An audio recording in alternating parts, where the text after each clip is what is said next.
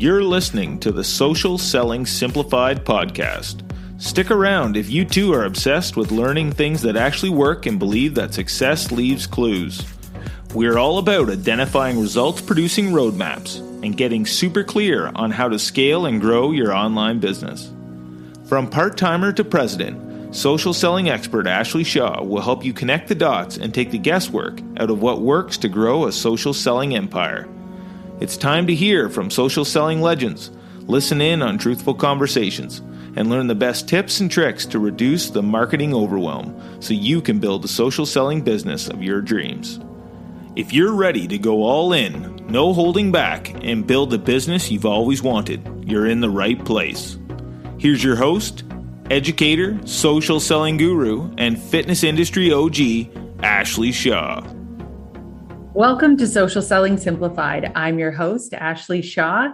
And on the show today, I have Emily Ransone. And I'm excited to have Emily, you here for so many reasons, but what really piqued my interest in having you on the show is that you are an EOS implementer.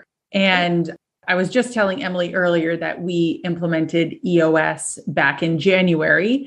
And for those of you that may not be familiar with EOS or the book Traction, I do have to say, when I read it the first time, I maybe wasn't at the point in my business that every page hit home. And then I reread it a couple months later and everything hit for me. Maybe Emily, can you tell us a little bit about yourself and how you came to be an EOS implementer and maybe what EOS stands for? Of course. That's always a great place to start, right? So thank you for having me here, Ashley. I'm so delighted to be on your show, and welcome to all the listeners tuning in. So I'm delighted to hopefully add value for the time we have together here. So thank you for the opportunity.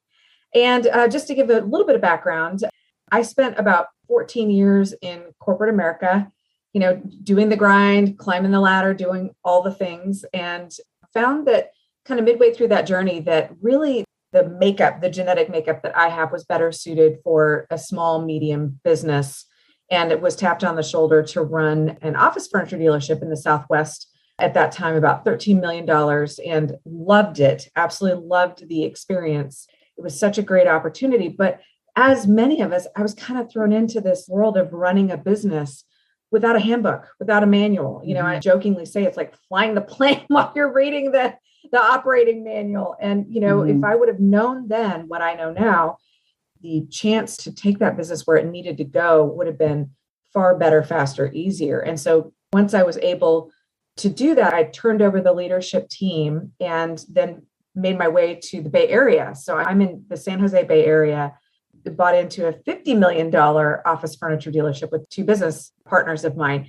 And we knew that we needed to kind of come together, create a vision, and really know how to best execute in the business. And none of us had time to go get our MBA or figure things out while we were trying to run the business. And we just knew that we felt like the business was controlling us, like it was the hamster on the treadmill effect, right? You didn't even know where you were going or why you were on the treadmill. And so at that point, we did just like what you did. We happened to read Get a Grip. It was the right fit, right time.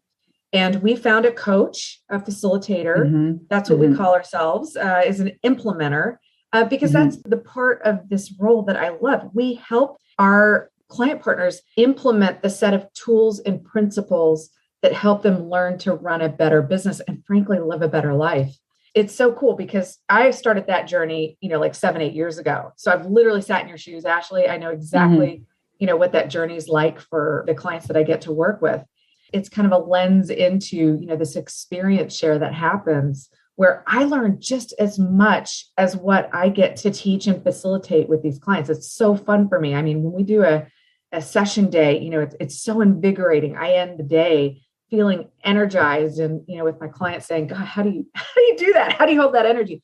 But it's because I love this work. And so EOS stands for, I swear, Gino Wickman must have by the US government or something like that, because he loves acronyms, right? It's fascinating because it's an entrepreneurial operating system. And when you think about what that means, it makes total sense because we all have these, right? Mm-hmm. This is an iOS. So all this is running in the background while you do what you do on this computer interface, right? The same thing is true here with EOS, the entrepreneurial operating system ends up being the science running in the background so that you can focus on the artistry of what you love to do and are best at. And I love that. I love the philosophy. And I love that it really dials everything down into the most simple, effective way to run and manage a business. You know, it's cool because I still apply it with the furniture business that I have. And we've been able to change and evolve our business into something truly amazing and unique. And other side to it is then I get this application-based knowledge that, you know, I get to bring back to my business that makes me a better leader, a better, you know, business owner. And so I want that for others. I want that same thing. You know, I get such I get so juiced whenever I see what my client partners are capable of and that they're on this journey and that, you know, they're realizing all their value and their capabilities. It's pretty special. So, and I want to take it back a little bit here. So you use this analogy of flying the plane and reading the manual at the same time. And I just want to make a point here about what that looks like, because I think for anybody involved in social selling, you get into this not because you took this course or designation in university or college that was going to teach you how to do this. It's more so you came upon something you were passionate about, told that there was an opportunity here to grow this business. You are the product. And, you know, as long as you like the product, just share your story. And this is going to be easy for you to grow this business. And I truly believe the truth behind that is that there is an operating system that you need to learn in order to grow that business. I think in using this analogy, you know, a lot of people just think the end goal is get people on the plane, which is AKA just find followers. That will grow your business. Just find followers. The truth is there is a system behind how you get people on the plane, what you do once you get them on the plane, and how to get them to that final destination. So I think that there's an oversimplification of what entrepreneurship is, what growing a social selling business is. And this is where a lot of people end up, I think, feeling very frustrated is it's oversimplified. There's no system in how to actually grow the business. And this is where for us, like when we discovered EOS and traction, it was like, okay, we don't have to guess at this. There's a systematic way to grow your business. And, you know, traction gives you the tools to do that. You totally get it. I actually have been in a social selling business in my past history. So certainly if I could have understood as I was building a team, you know, this is all about kind of building this downstream team. If I could have understood that if I got the people part right, the rest of it would get so much easier. And that's the thing with these 6 key components. There's only 6 key components to running a business, not 25. It's so simplified that if you can focus on these just core tools and principles, it makes everything else kind of gel and come together. And if I could have had that, I know that my social selling business would have been much more successful, especially in a faster amount of time. You know, that's the thing is that a lot of times with social selling business, you've got to have a lot of patience. You're meeting people where they are. And that means that you have to be a good leader and manager. Like it's a combination of the two. And it's such a fallacy to think that you can actually hold someone accountable. You really can't. What you can do though, is you can set the table for them to want to hold themselves accountable. And that's what I love about EOS is that it gives you these tools that help others want to hold themselves accountable. Or what will happen is they realize that it's not a fit for them sooner and they'll self-select out sooner so that it's less burden on you, less burden on them, you know, et cetera. So another analogy is like you can prepare the most brilliant cordon bleu dinner, right? But if someone doesn't show up, I mean, you can set out the finest china with your beautiful dinnerware. They don't show up and eat the food, it's wasted. And that's the same thing here. So you can't really hold people accountable. That's one of the things that I've learned through EOS. And so what, just for my listeners here, what kind of social selling business were you involved with before? What kind of Yeah, products so it were was you a involved network in? marketing business Yeah. that was based on in the telecom industry. Oh, And cool. Okay. some may know it. It's called ACN. And, this was at a time where it was during the crunch of 08, 09. I did see value in doing that business model. I just didn't know how best to go about it. And again, I would have had EOS at that time. The outcome would have been far different. I think there's so much overlay here with. Yeah. Well, this is interesting because I want to talk about the 6 components and I want to draw, some parallels of how this lays onto social selling and what components we really need to be considerate of. Yeah. Can you go through the 6 components with us? Yes. Yeah, absolutely. Of course. So the 6 key components of any business, this is industry agnostic. It applies to every type of business, no matter what industry or size. They are starting with the first one is vision. So vision is all about getting people aligned with where you're going and how you're going to get there. Think about that as it applies to a social selling business model. If you're not galvanizing a team and getting them energized and getting them to drink the Kool-Aid and want to be a part of that, it's useless, right? So you got to be able to catch that vision first. And then the second key component is people. You got to have right people in right seats. Those are 2 terms from Jim Collins' book, Good to Great, but they really apply beautifully. Because if you don't have the right people, there's no way you can accomplish your vision. There's no way.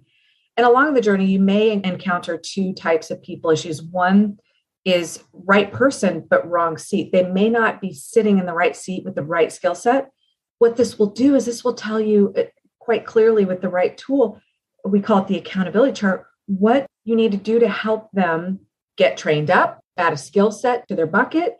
Whatever that is that's missing, it will give you that clarity of how to do that, right? What conversations to be having with them. And then if you have a wrong person, but they're in the right seat, the hard part about that one is a lot of times they're not a culture fit, right? So that's what that means, is that they're not fitting your core values. And so with core values, those can tend to be a cancer on a team that grow in ways you can't even see. They're the ones that tend to hold tribal knowledge, but aren't willing to share. They just are disruptors, right? So those are the ones that we would work over time to make sure we've got a backup plan and kind of bolster around that and then move that person away from the team. So that's the people we want really when we're talking about our journey of working on EOS is strengthening these 6 key components. So we want to get us all to be growing and improving over time. So this is the journey, right? We've got to identify what these issues are first. So this 3rd key component that we would start working on immediately is the data component, because you can't measure what you can't see. And a lot of us do operate from good gut instinct, and not trying to downplay that, but it's trust but verify, right? You've got to make sure that you're focused on the right things and that you're measuring, especially as a team, the right outcomes that you want. This is the first of 3 or 4 tools that will help set the table for that self-accountability that I was speaking about. We create a scorecard and we call them measurables. And if everyone on the team has 1, 2, or 3 measurables that they are keeping track of, and they're the butt to kick, so to speak, right? These are the people that will come to every single meeting ready to go, ready to share out whether they're on track or off track. And something crazy happens when you get really clear on vision, people, and data. All of a sudden, your business, the business model, whether it's social selling or any other type of business, it's like the horse with blinders on. All of a sudden, you can see things so much more clearly. The avenues, the opportunities, the challenges, the needs, all those things start to become crystal clear. And the hard part is you can't hide from it anymore, right? Right? So the good news is that because how EOS is designed with these simple set of tools and principles, thanks to Gino Wickman, we have a way to solve them now. You don't have to hide from them anymore. We literally teach a methodology called the issues solving track. When we get to component number 4, we call it the issues component. And we teach this issues solving track to help clients understand how to identify those needs, get that crazy 2 a.m. stuff out of your head, because there's therapy in getting it down on paper. And then the next part of that is learning to solve those. This is the second of the empowerment dynamic, that self-accountability that I'm talking about. When you teach others how to solve issues at their level, it frees you up. It's operational freedom. So this is the second tool that gives business leaders and owners the chance at operational freedom. So then we move on to the fifth key component, which is process. Oh my gosh, it's doing the most important things for your business the right and best way every time. And if you've got each person in the business kind of marching to that same drumbeat, right? Doing the same things the right and best way every time, this is your ability to scale the practice, scale the business. And this is the part that makes businesses grow 2x faster easily. And if I would have known this when I was doing my network marketing business, it would have been far, far easier, because once you have a process that people can follow, a 20% of the steps that create 80% of the results, 20-80 approach is what we call it, then it means that it frees you up from having to be locked into micromanaging and feeling like you got to watch over everyone's shoulder and that whole nonsense. So this is yet another empowerment dynamic. You can trust, and then you want to measure and manage. You want to make sure you're checking in, right? But this gives robust conversations for when someone's on track and when they're off track. So it really helps people get on the same page fast, right? This is where not only scalability, but higher profits happen, and another chance to free up your operational time. So then we move on to the six key components. And the sixth is amazing because it's all about bringing your vision down to the ground and executing on it day in and day out as a team. And when we do that, the ability to galvanize that team around execution and see results fast in your business is unbelievable. So I call this one like the results component because it's really about bringing this whole plan about how to get the team galvanized and get them going in the same direction, and then executing on it day in and day out. And so we talk about that as it relates to how and why we meet. We talk about a meeting pulse or a rhythm. And then we also talk about another tool called ROCKS. This is taken from Stephen Covey. And it's just the priorities. We set a quarterly kind of rhythm for how and why we meet. And we talk about this in terms of quarterly priorities that, again, are the 20% of the things that are going to get you those 80% of the results. And again, this is your last of those empowerment dynamics that I've been talking about, the self-accountability tools. Because if everyone has 1, 2, or 3 measurables, and everyone has 1, 2, or 3 rocks, man, you're going to get so much done. It's like getting the flywheel moving, that momentum moving takes a little effort early on in your EOS journey. And then once that flywheel's moving, and once you have all the people on your team really moving in that same rhythm together, you can just let the flywheel go. That's the beautiful thing about these 6 key components. And so that's really the journey. We're working to strengthen these 6 key components over time. And we like to say, this is not a get rich quick, weekend seminar. It's something where you literally need to be ready for muscle building. It's like anytime you're going to learn a sport or learn a new hobby, you have to take the time to invest in building that muscle memory, right? And that's what this is. We like to say, whether you're working with an EOS implementer like myself, or if you're self-implementing, you can find a lot of these tools. If people can message me, I'd be happy to give you a lot of these tools for free. So the Vision Traction Organizer, this is a great document that helps teams, but you can also use this on a personal basis as well. And it's the thing that will help you with taking this big picture of what you want and really bringing it down to the ground into something actionable. It's something that really gives you the chance to have a very simplified 2-page actionable strat plan document. And it's something that doesn't just sit on a shelf, burn time doing something that you never come back to. These are all tools that we use on this regular basis. It's very powerful and profound what's happening with EOS clients right now. We've been working with over, I think up to this point, it's like 15,000 companies globally that, are enjoying the benefits of EOS. Pretty profound. So it's good stuff. Obviously, I could talk about this for days, but I want to come up for air and just see what questions come up based on what I was just talking about.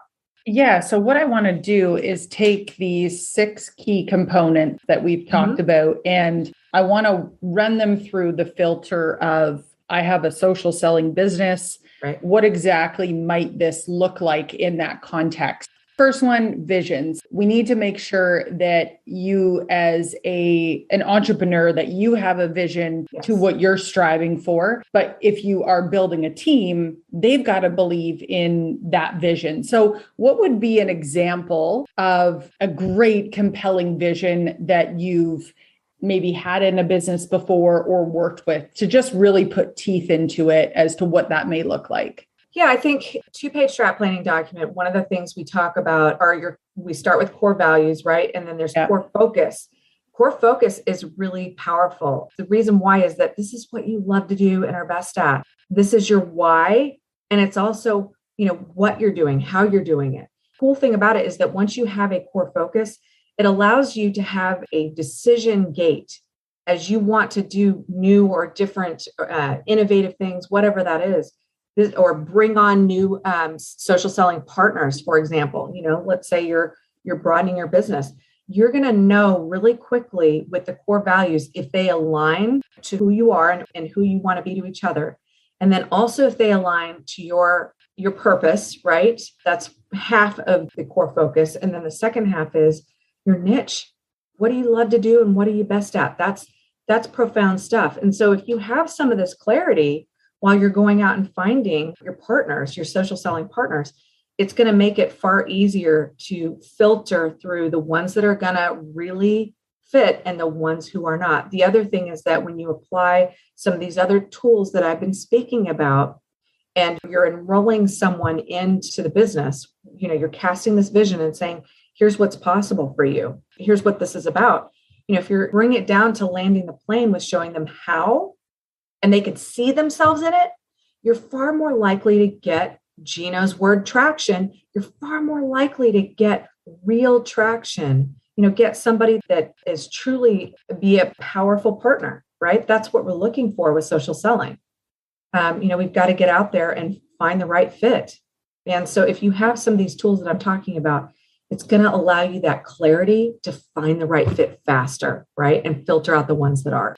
So that's what I love about it. Just to go back to I'm the type of person that if I'm listening to this episode right now, I've got a pen and paper out and I'm ready to write my vision. And I am like, okay, give me a vision. So what is an example of a great, when you say cast a vision, what is an example of what a vision would be? Okay. So you're talking, I think, about the 10-year target, which is the third step. So there's basically 8 questions on the Vision Traction Organizer that we facilitate leading our clients into this understanding of what their whole vision is. I'm going to clarify for one sec. When you said the key component number 1 is vision, you're really talking about the whole Vision Traction Organizer. Yes. Absolutely. Got it. That makes way 100%. More sense. Okay. Yeah, so then it's the 2-page kind of, for lack of a better term, strat planning document that takes you from a big long range vision of where you're headed, right? Right. And starts to reverse engineer it into from a 10-year to a 3-year to a 1-year to the quarterly rocks that I was mentioning. So this is what makes it actionable. You can take this 10-year target that's kind of what Jim Collins calls a BHAG, a big, hairy, audacious goal, something that really lights you up. It could be around how much you want to grow your business. It could be a revenue profit component. It could be that you want to get this out to the masses and you want to define what that looks like. You have to kind of figure out what that big, hairy, audacious goal looks like.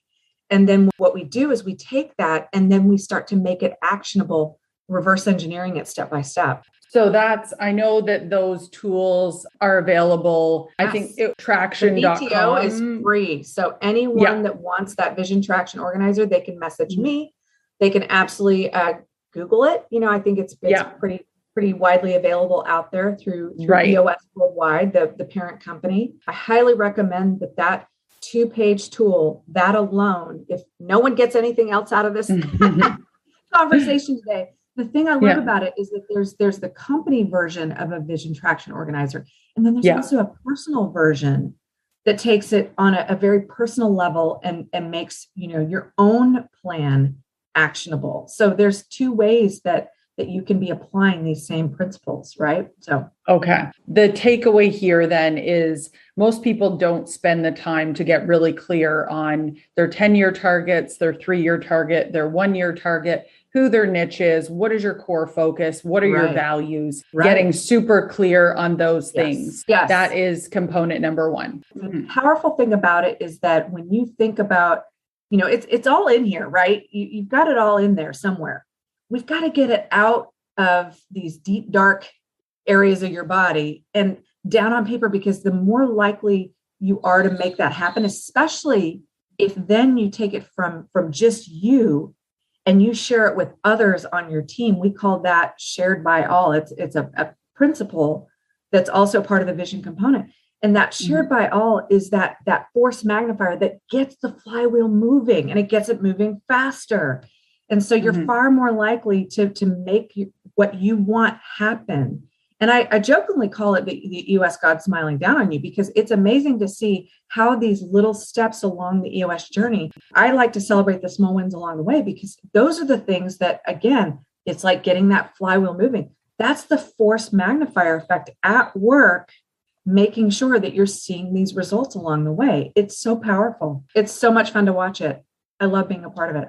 So I could see how to use this tool in terms of filling out the vision traction organizer. Yep. And like an example could be, your core focus is that you want to help stay-at-home moms make a six-figure income. Let's say that is your core focus, and you're going to show them the way to do that. So you could see how creating this, like I know for our team, we have it typed up and we've made it fancy and made it in Canva and taken all those same categories. And we've shared that with our team so that they can understand, one of the goals for us is to be able to do retreats every year with our team and bring everyone in and go to different destinations and to be able to do training and development. And we've shared this with our team that that's what we want to be able to do. But having that vision and being able to share that really helps people see the bigger why. Like, why should I stick around? Yes. What is this really about? What are we here to do? Ideas 100%. For sharing this would be, you would say like team meetings.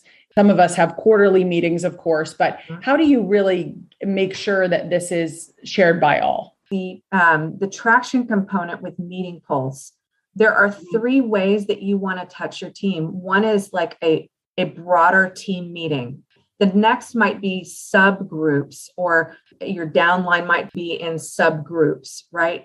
And then the third is in one-on-ones. These folks that are on your team need to be touched in those 3 ways.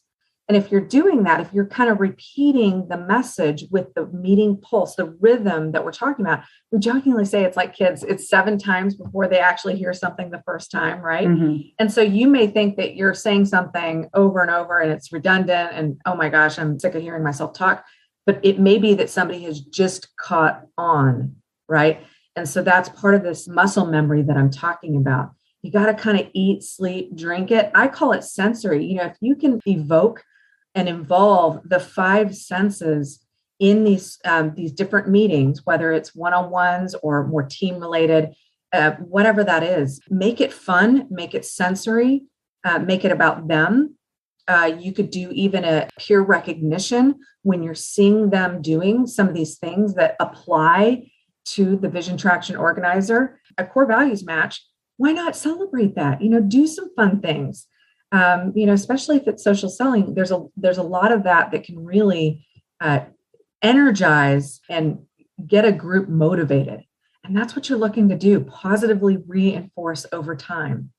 Okay. Hopefully that helps. Perfect. Yeah, for sure. So we did spend quite a bit of time talking on Vision Traction Organizer. So for the other components, we'll move through a little bit, we'll just give a highlight for these to make sure that everyone, we could still talk about all these. So the next one is people, right seats. This is going to play in 2 different areas. It's going to play on your team and anyone that you might bring into your business. Some social sellers out there may not have multiple people in their business yet, but this is really about making sure that you are attracting the right people that will fit in your culture. If you were to speak to those 2 items, how do you make sure that you get the right people in the right seats? And maybe right seats on a team maybe doesn't apply as much, but how do you make sure that you're always attracting the right people? Well, one is making sure they're a good core values fit. I already mentioned that. That's right people. Yeah. So that's your filter as you are talking with a prospective team member. That's your filter to know if it's going to feel good working with them, right? And then the second part is the right seat. And I do think it's important. If they don't know what's expected of them as it relates to what they're going to be doing, and they don't have that clarity, then they're going to fall off a cliff. They're going to come on board and they're going to be disillusioned in 30, 60, or 90 days. And so you want to be as clear as you can about that part so that they know what they're coming in ready to do. So that's the people component. So then would that be, so you've got the core value fit, and then you're going to, interesting. I didn't think about it that way with the right seat. If you're bringing someone into your team, you could provide them with what we call in EOS, the impact filter, so that they know, this is what success looks like. You're posting every day, you're sharing in your stories, and this is what it looks like. It's not just, hopefully this works out for you. You're being very clear with what it looks like, what success looks like, because most people don't know. They're not sure what they need to do. I certainly didn't. When I got into my network marketing business, no one was really able to paint a picture of a day in the life or a week in the life of a rep. And, if I would have known that, it wouldn't have changed my mind. I still would have done it. But I could have come into it with a far different approach that would have gained more momentum out of the gate. And I certainly would have been able to bring in others with me with far more clarity. And, instead of just kind of doing the shotgun approach, I probably would have had far more success by doing a specific, more rifle approach. And so that's how I would apply it here. Okay. Love that. Okay. So let's talk about data. What's interesting about this, we talk about the concept of a scorecard, so this is how a scorecard was explained to me. If you were on a deserted island and you were having some cocktails, but you needed to see how the business was actually performing, and you only had 10 numbers that you could look at, and it would give you a pulse on if things were going well or not going well. That's how you choose those numbers. Don't overcomplicate it. 100%. And if you think about it, it's things that are going to provide the activities that are going to drive the results. And so for your downline, it might be something like X number of touches or calls, or however you would, designate that. It could be X number of presentations, in-home events, things like that. So there are things that you want to measure week over week that are going to show you in advance the patterns and trends developing, so that you know when you're going to be falling off a cliff, right? If people in your downline aren't doing their scorecard measurables, if they're not performing, let's be honest, wouldn't you rather know that a couple of weeks out so you could course correct in advance what's going to be happening? Because it's a trickle effect, right? If this doesn't happen, then that doesn't happen. And then, of course, you're not going to see the results down in the business, right? So that's how the scorecard can apply in this type of setting. Yeah, I think there's a lot of people, especially in social selling, that get really caught up in the number of likes when it comes to what they post. And really, I would way rather see consistency in how many times you're posting, how many stories, and be looking at those numbers and be tracking not just vanity metrics, but numbers that actually tell you your business is growing. Keep doing these things. If you can't monetize social media, then you're wasting your time. And if you can't scorecard measurable that shows you how you're monetizing your social media application for your business, then you're wasting your time. So that's exactly how I would apply that. You were dead on, Ashley. So it's things like, how many times did you actually have people DM you from a call to action? It's focusing on those things, because it really doesn't matter. You can't cash in likes. So it's you don't want to be so focused on that it drives your behavior. It's more so, I'm speaking to one person, and if that person DMs me after a message I put out, I'm winning. It's those 100%. Sort of things. You want to convert. That's the whole idea with social media. You want to convert those likes to action. You want them to take action. And so you've got to have, with your social media, you've got to have a call to action, right? It can't just be, isn't this great? Or isn't this pretty? It's got to be, if you like this, here's what you do. And then that's how you make it actionable and actually make it monetized. So there you go. Yeah, for sure. Hopefully that helps a lot of people. It's about the strategy. It's not a popularity contest. Like, I think sometimes people get confused that it's about the likes and, it really, there's so much other data. And I'm going to say this because I think that it really keeps people up at night that, oh, I'm not getting that engagement I want. And when this is, I guess, just a point to show how much data matters. I had 7,000 followers when our business became a 7-figure business. Okay. So the followers doesn't matter. It really is about that message and being able to hit home. So if anyone out there is focused on the followers and the likes, like I want you to really read this chapter in traction and get clear about where you should be focused. That's right. Okay, awesome. We're doing good here. We're on issues. So the issue list is something that, can you give us a quick explanation? What is the issues list and how do you utilize it in your business? The simplest way to explain it, I think I kind of did, but let's go through it again. Yeah. Is getting those 2 a.m. thoughts that are in your head already, getting them down on paper. That's the first step. And that will give you peace that there's a time and a place to work on whatever's going on with the business. And it can be opportunities and good things, right? That's what we call them issues, because it's not just problems, but it's identifying what's going on and getting a methodology for how to solve what needs to be solved within a team or within a business.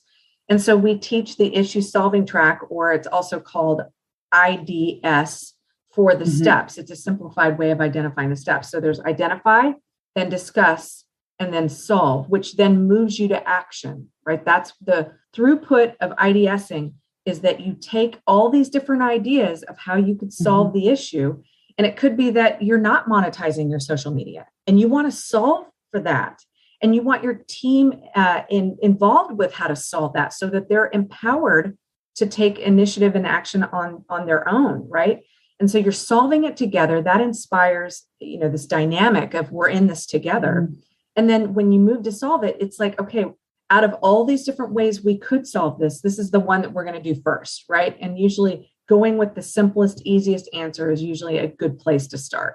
And then if it continues to be an answer, like maybe you're not seeing the metrics that you need to see from social media or what have you, then you can go back, put it on your issues list again, and go through that IDS, identify, discuss, and solve dynamic one more time to figure out your next best solve. And so it's an iterative process that, again, gets people engaged in decision-making, gets them empowered so that they can start to solve some of these things more and more at their level downstream. So you're not getting pulled into some of that day-to-day, maybe tactical minutia stuff, getting all those phone calls of what should I do about this? And what should I do about that?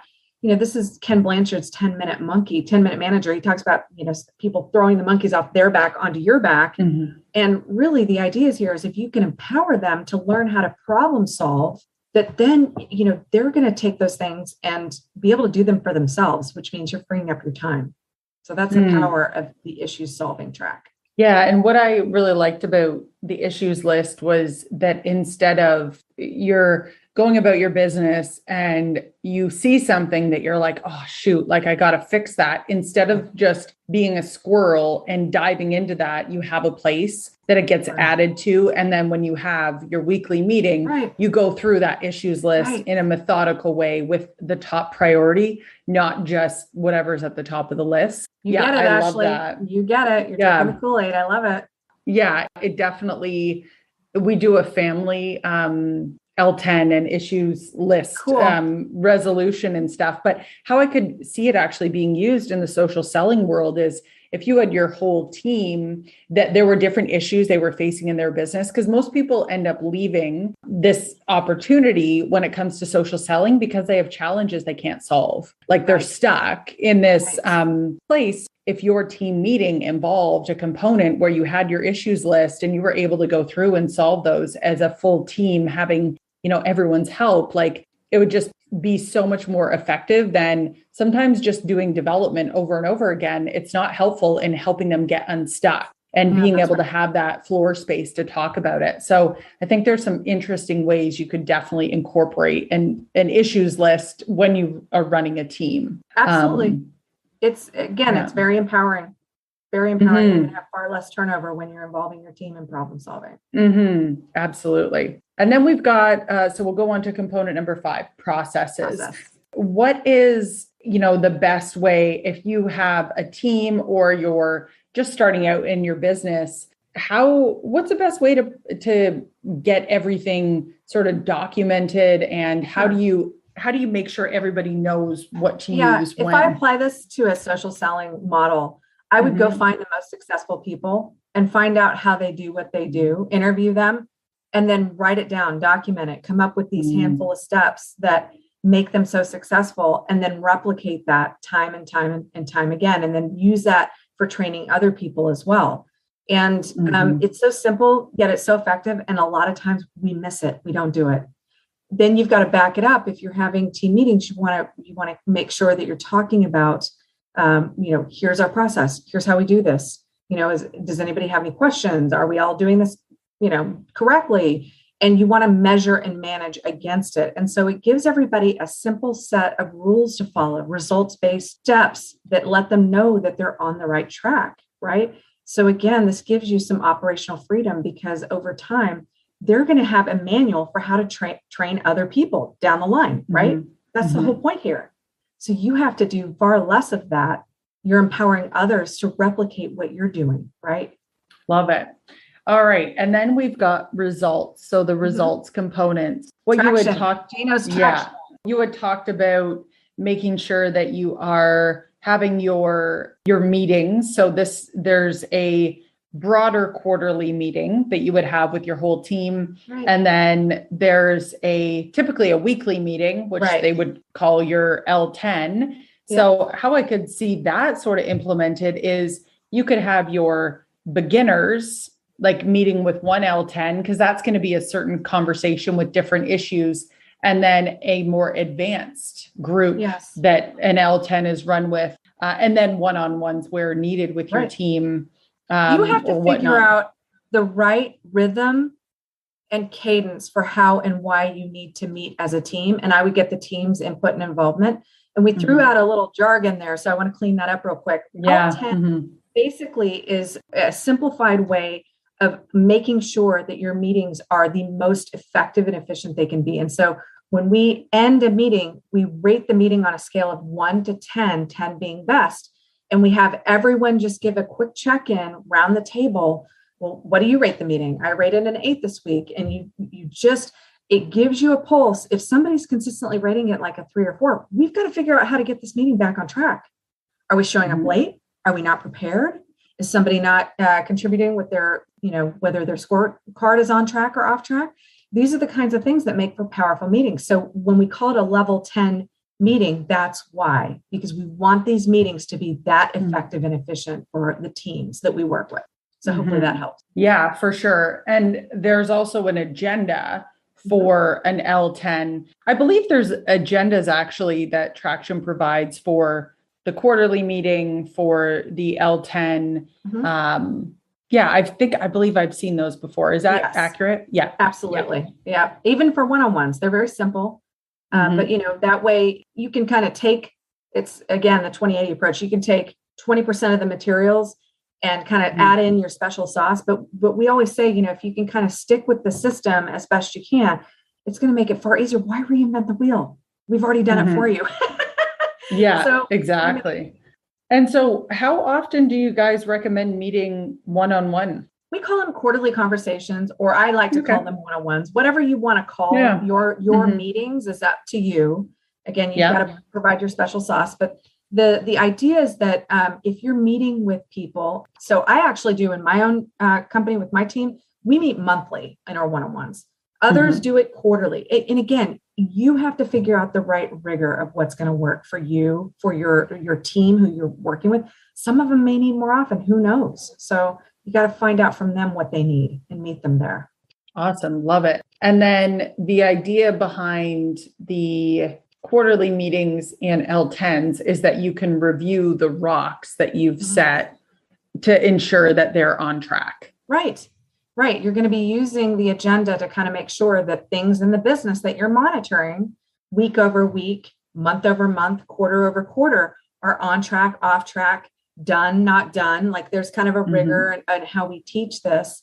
And, that way, that you're seeing the results in the business that you expect to see, right? Well, that's awesome. Is there anything else? Like, I know we've talked about a lot of different things, and you've done a really great job of helping to break down those 6 key components. Is there anything else that is important to understand around the system, or how it can really help somebody that implements it? I think the biggest thing is, making sure that you stick with it. What I've found, just like in social selling scenarios of business models, is if you don't stick with it, if impatient or what have you, you're going to find that you've just wasted your time, effort, and money. And so commit to something, commit to your social selling model, commit to your team, and do the right things that it takes to be successful, which means building this muscle memory so that you can be successful. So yes, that's my one takeaway, that, if anybody can get something from this, it would be to stay with it, be consistent, keep doing the work. If you do, there's no chance, but you will be successful. You have to be. Emily, thank you so much for the conversation and everything you've provided. Where can people reach out and find you? Yeah, so I'm definitely on social media, right? LinkedIn with my name, Emily Ransone. And then also I have my business practice, which is Traction for Growth. And you can literally go to tractionforgrowth.com. And then I also wrote a book. So if anybody would like a VIP version of the book, Growth Junkies Unite, there are some principles in here from EOS, and it's a super fast, effective read that gives you kind of a good starting point with really invigorating your growth journey. And so that's Growth Junkies Unite. And you can find the book there. It's /VIP if you want the freebies. So and then I also offer a free 90-minute meeting to anyone who wants to learn these same tools and principles from EOS. I give my time away for free. You get a 90-minute workshop from me. And so you can message me either through the website or through LinkedIn, or you can even go to my email, which is efransone@gmail.com. And I can put that in the chat if you'd like. Those are the best ways to find me. And Ransone is spelled Ranson. That's for those. Actually, it's E as in Emily, F as in Frank, and then Ransone, RAN as in Nancy, SON as in Nancy, E. There's an E on the end. Oh, there's an E on the end. Perfect. Catches everyone. Thank you. Trips everyone up. So efransone@gmail.com. So there you go. Awesome. Tied it all Love off. it. Perfect. Yay. Well, thank you so much, Emily. I so appreciate your time and all of your wisdom. Yes. Thank you so much. We really appreciate your time. Yay. My pleasure. Hey, Beachbody Coach. If you're pumped and ready to take full advantage of new opportunities, you know the vital importance of having a launch strategy. Passion is important, but being prepared and creating a successful strategy can take hours of hard work. Beachbody's new live classes are going to be a game changer for your business, and we were ready. Our team did all the social media strategy work for you and created an entire month of post templates expertly designed to take full advantage of this exciting change. Don't let this opportunity for growth pass you by because you guessed and stressed and flew by the seat of your pants. The work has already been done for you by expert copywriters. All you have to do is follow the step-by-step instructions that show you how to tweak each post to be true to you. Head over to ashleyshaw.ca/rockyourbody. Download and follow the easy instructions that show you how to tweak each post to be true to you. Then you're done. That's ashleyshaw.ca/rockyourbody. Thanks for taking the time to level up today. If you're ready to commit to personal and professional growth, move forward, make money, and grow your health and fitness business, head to my free community on Facebook, Business Bootcamp for Fitness Coaches, so I can support you every step along the way. Thank you so much for tuning in today, and we'll see you right back here next week on Social Selling Simplified.